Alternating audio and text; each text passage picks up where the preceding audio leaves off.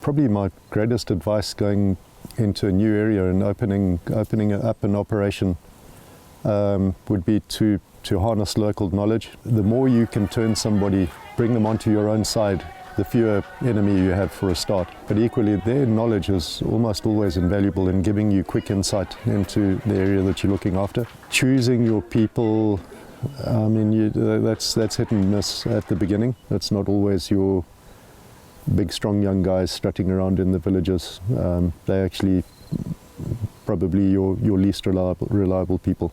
Your most valuable asset will be information. Don't be shy about who you harness to get that information.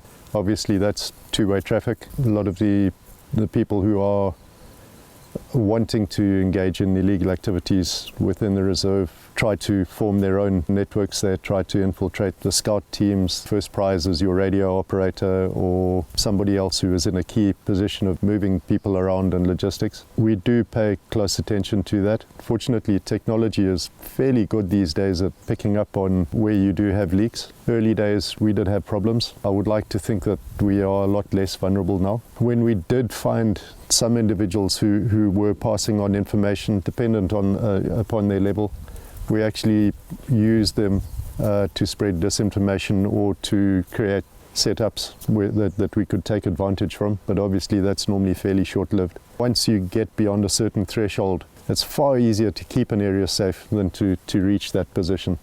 If you are starting to monitor information, keep good records, because we often lose a lot of very valuable information by not doing things well at the beginning. I would invest in the smart technology that we are using, and if possible Earth Ranger, because that is real time.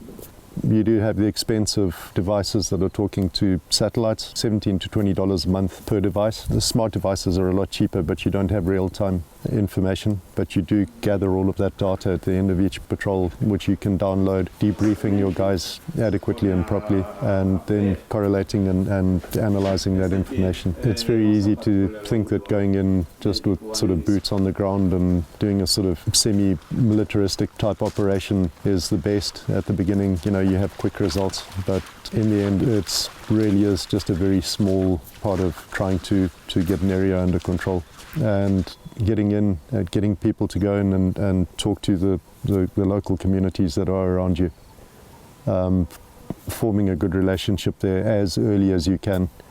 You have situations where you are in direct conflict with the communities. We had this with the elephant poaching. As soon as you can possibly right that relationship, the better. That's probably about the most important advice I can give you. And don't expect it to happen overnight. It's a drag. It's a long run.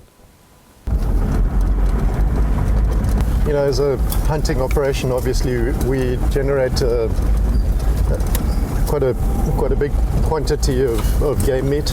We try and use it as effectively as possible. We use a very small proportion for our camps for our guests, and then a certain amount for our staff. We have a fairly big staff, so they get access to some fresh meat, and the majority of it we send to the communities. I think we've probably been doing that part of it fairly badly, because we've been giving the meat to the local leaders to do the division, and it's quite obvious that that benefit doesn't filter down to all the families. So as of this year we'll be changing that model and actually delivering it per small community where we have accurate numbers of households, and we'll make sure that that division is made to a household level. That is where your real gains are with communities, is when it's filtering all the way down to household level.